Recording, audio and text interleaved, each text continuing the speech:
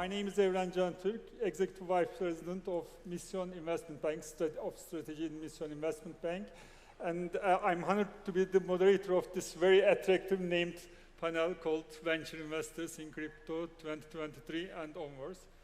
As a 27-year experienced banker specialized in private investments and wealth management, I've seen the dramatic growth of Fintech investments over the years.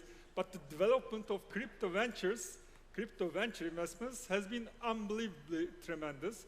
So today we have the pleasure of focusing on crypto venture investments from three distinguished experts in crypto and blockchain space. First, we have Evgeni Mitkov, a DeFi financing expert and the partner of DeFi lending pool for real assets. With his extensive knowledge and experience in the DeFi space, Evgeni is sure to provide us with unique insights into the future of venture investing in crypto. Second, we have Artur Boytsov, VP of Business Development and Marketing at Priority Token, a popular agency for blockchain and crypto fundraising. Artur is a valuable professional in fundraising for blockchain and crypto projects and has a wealth of knowledge and experience in this field. Lastly, we have David Atkinson connecting from UK on the screen. He is connecting to us remotely today. And David is a visionary entrepreneur who has co-founded several successful companies in the crypto and blockchain space, including HoloChain, Rain, and GuildLab. David's entrepreneurial spirit and innovative approach to technology have made him a leader in the industry, and we look forward to hearing his thoughts on the future of venture investing in crypto.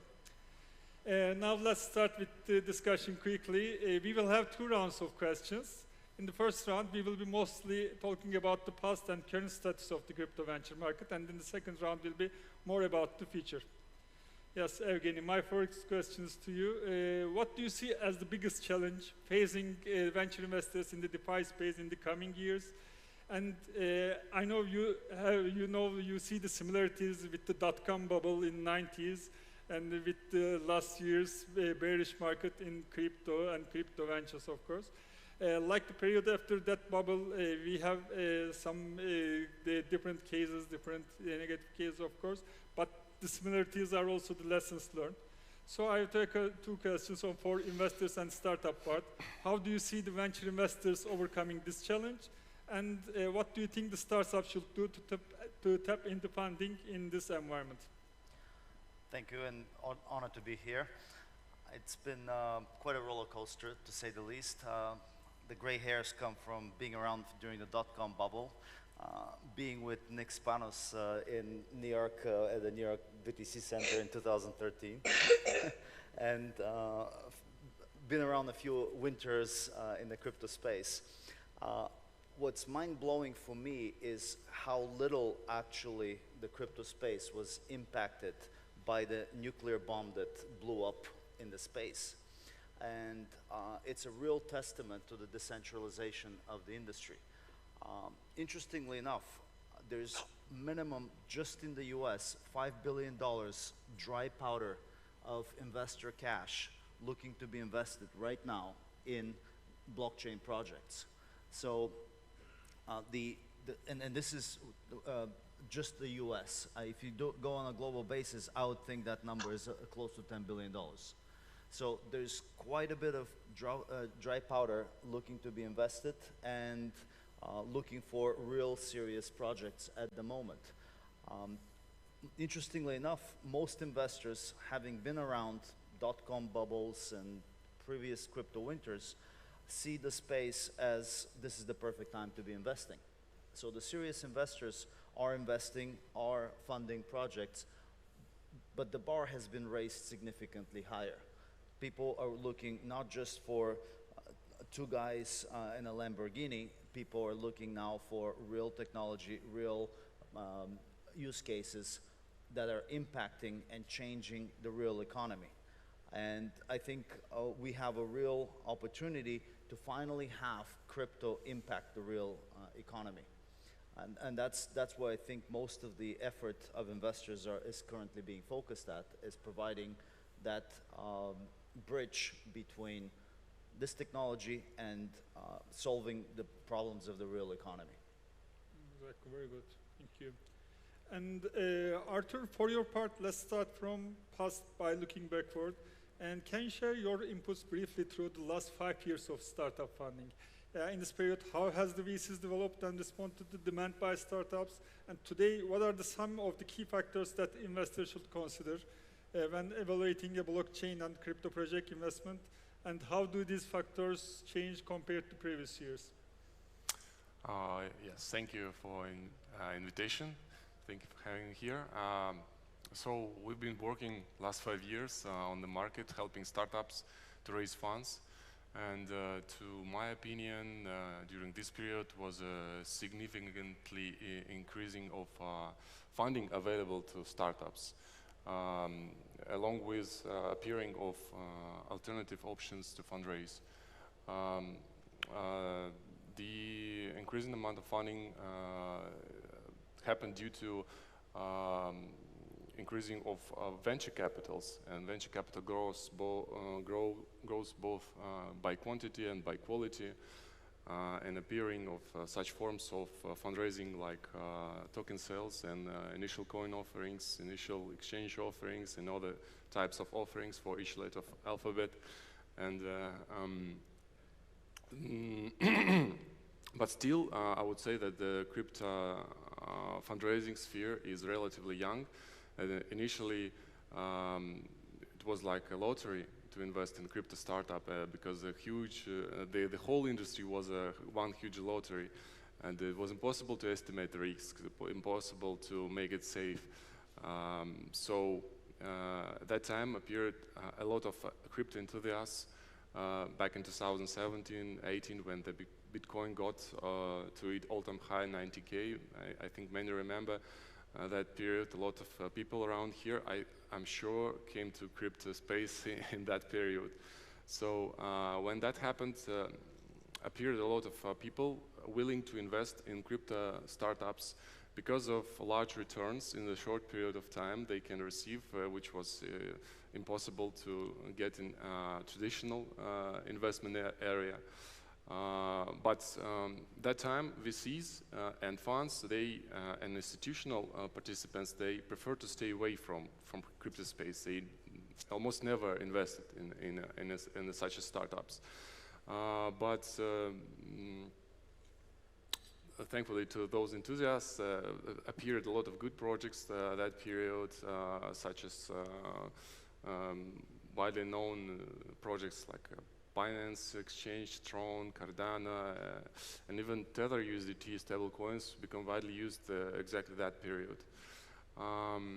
So with time passing, the VCs approached the crypto sphere as well. They started to invest. They started like to explore and to expand their investment portfolios, responding to the growing demand from the startups for funding. So now we see often how VCs investing in crypto startups, and for the last year, the total funding amount in crypto space was 27.4 billion of US dollars. And yes, the whole market dropped down from 3 trillion to 1 trillion for the last year, but we saw it many times before. We called it crypto winter, but it seems to be finished now. So we are recovering very fast, and we'll see what happens next. Despite the setbacks, the founders and investors, they remain with others, willing to invest, and they willing to play this long-term game with their beloved technologies and I would say ideologies. Oh, thank you. I think everyone wants to hear that part repeatedly. Crypto winter has finished. Yeah. Yeah. That's almost. In fact, you can see it even in today's print.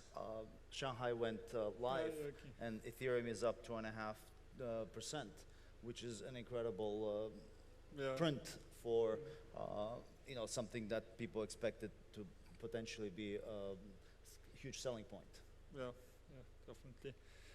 And David, my first question to you is from a different part of this area. How do you see the intersection of blockchain and other emerging technologies such as AI and IoT shaping the future of venture investing in the next years? Do you see any mistakes made in the past, and do you expect more crypto or NFT or metaverse projects to be funded and become universe? That's a great question. And firstly, thanks for having me. And sorry I couldn't make it to the revised dates. It's fantastic to be here. Yeah, well, we saw in January, February, the impact of the excitement around AI on the crypto markets. We saw projects that were vaguely associated with AI, like the graph doubling, and we saw a whole series of other projects like, I think, Singularity DAO going up 5 or 10 times. So clearly there's the appetite in the market under the right conditions for convergence technologies, whether they're blockchain plus AI, to really capture people's attention. And there's a series of memes flying around with investors scrambling to, a bit like just being described in 2017, investors scrambling in a kind of lottery to work out what would the best AI tickets around be. My experience with the venture space and how it's evolved is people are a little bit unsure in which instrument to invest in. When we look back at the fundraising history of our ecosystem, and I completely agree, it's very new. And I think back to the HoloChain period of its funding, receiving around well, it depends with exchange rates, but $15 to $20 million purely crowd funded without any marketing budget and without any institutional investment is just not something that would happen now. So that whatever has happened, even though the crypto market cap has increased exponentially since then, the amount of capital individual investors hold has diminished, and we had series of crowd-funded initiatives over the last 2 or 3 years, but a lot of the larger ones have been more venture or institutionally based. So I've seen a big shift in the industry there, and I see a big shift in the industry over the last 12 to 18 months over what exactly should we be investing in. It's more expensive in most cases now to provide liquidity for tokens, list tokens, build awareness, break into major exchanges, try and push into the top 200, 250. And I know, the people on previous panels that have had their own tokens. And so for me, what I see a lot in the venture space right now is should we have equity? Should we have equity and tokens? Should we have just tokens?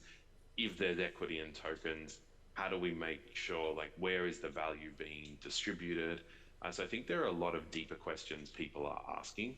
It's certainly stepping back into then the question. I see convergence technologies as big drivers of future for the industry. So we might say digital assets plus real world assets, which unlock a huge amount of value and unlock the efficiencies and global nature of capital on a blockchain. AI plus blockchain enhancing those efficiencies or creating new applications and new products. And I'm sure we haven't fully seen the power of IoT or intelligent agents connected into blockchain nodes and networks, and then with AI to be able to create new businesses and new business models. So I think we're really just getting started, and the more innovation we have in the blockchain space and the more innovation we have in the technology space, I think what we're going to see is a massive increase in the capacity of servers or boxes or mobile phones actually becoming transacting agents, being part of entities that I assume will be evolutions of DAOs, building a massive amount of value. We can always see that. For example, I was looking at the digital-only McDonald's yesterday in Texas. I'm not sure if it's real or not, but let's assume a robot-powered digital McDonald's. You could imagine in the future that being the completely decentralized infrastructure with a whole series of tokenization mechanisms and organizations all connected to be able to operate that. So I think that the amount of funding that will move into those convergence technologies is astronomical. But I'm not sure venture investors exactly know where to place their bets right now. Yeah. Okay, thank you very much, David. And let's talk more about the vision and the 2023 and onwards, we said. Evgeni, you are one of the small group of entrepreneurs who foreseen this future 10, 15 years ago. And now coming back today, what's your vision for the most promising area of growth for DeFi financing in next, let's say, 5 years? And how can investors capitalize this growth? First, we have a very big need in the space. We have over $200 billion in stable tokens sitting out there, and up until 6 months ago, people thought they can get 20% yield in various DeFi pools, which turn out to be mostly Ponzi schemes and the likes. So we still have the same big pool of capital sitting out there, and if you're factoring Ethereum, Bitcoin, and the rest of the crypto assets, we're well over $1 trillion, and a lot of that at the moment is not generating much yield other than the 30% we've seen in Bitcoin increase in the last couple months. So what I see a huge area of growth is finally this capital being deployed for real yield that is generated from real projects or a real economy. The difficulty at the moment is that a majority of the entrepreneurs in the space came from really young background without much connection to the real world and real world examples. So I think the industry needs to make a huge effort to educate, become easier for real businesses to use. It's still quite a difficulty for anybody to set up a wallet with 26 steps and so forth.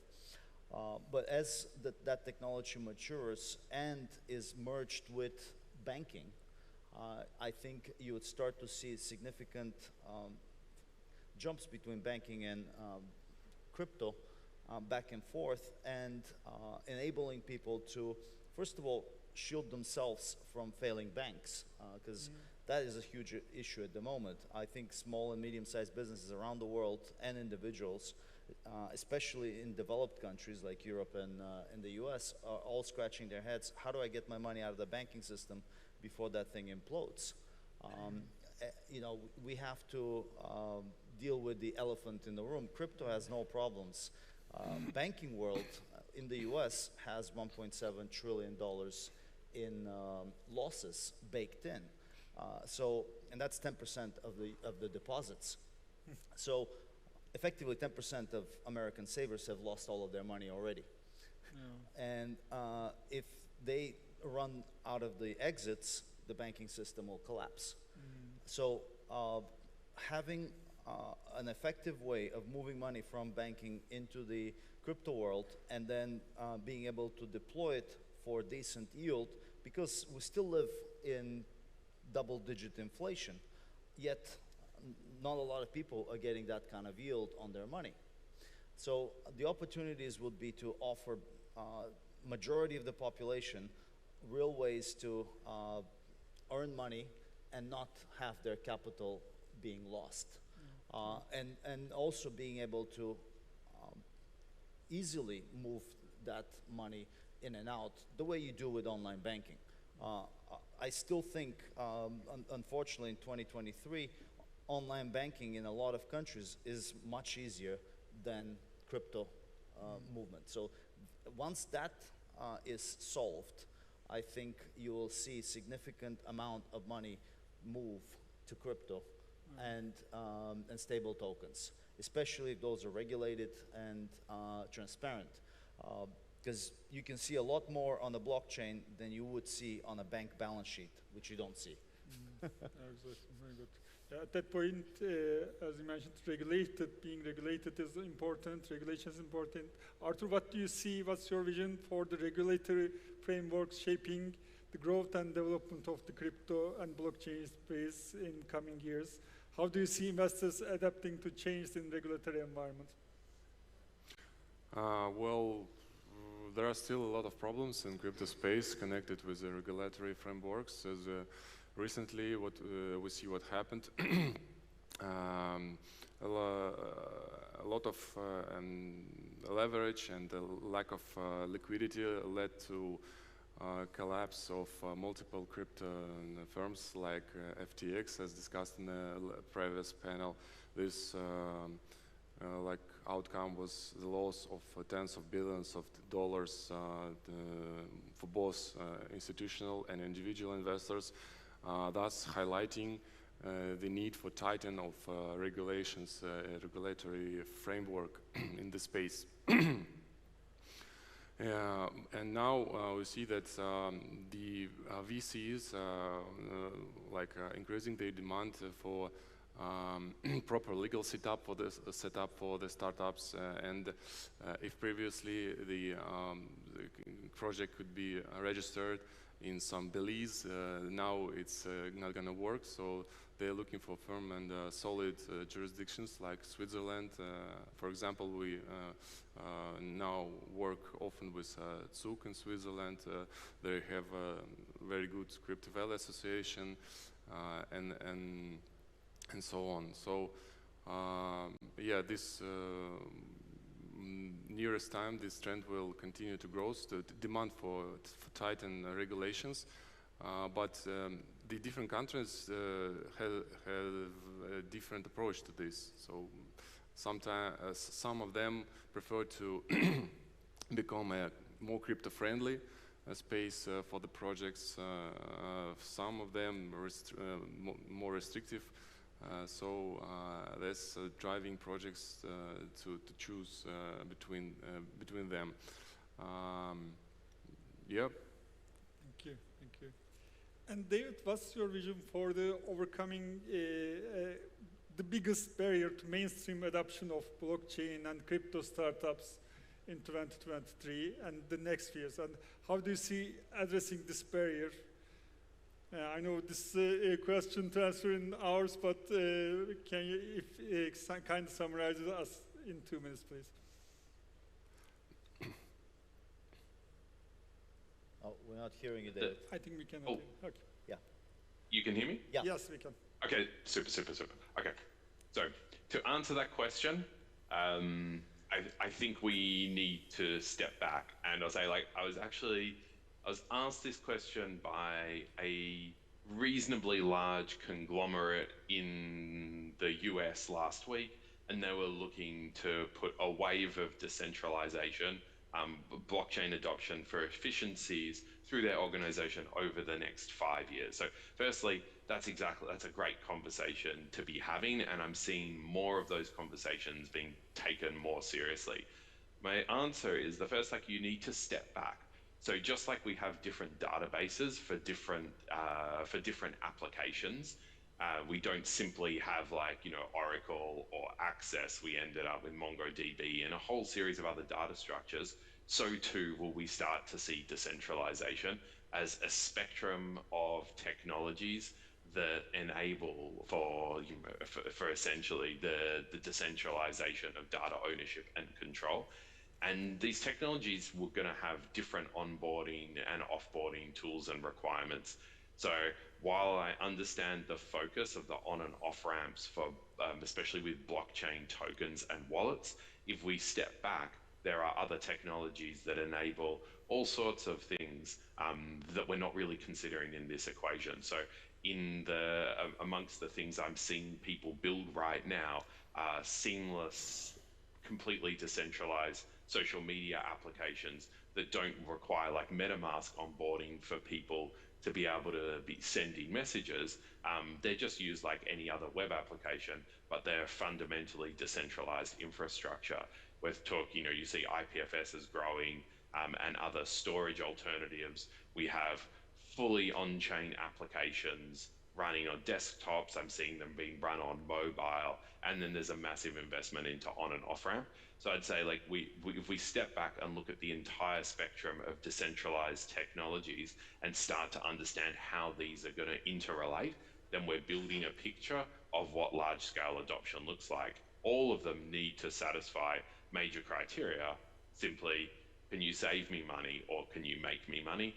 And that's whenever I'm working on someone, advising or building something or even investing in something, really looking at those two fundamental questions, and can this piece of technology answer those questions? But the deep infrastructure is being set up for the entire spectrum of computing. Thank you very much. So I would like to thank to our distinguished panelists, Evgeni Mitkov, Artur Boytsov, and David Atkinson for sharing their very valuable insights and experiences with us today. Thank you all for joining us. Thank you. Thank you.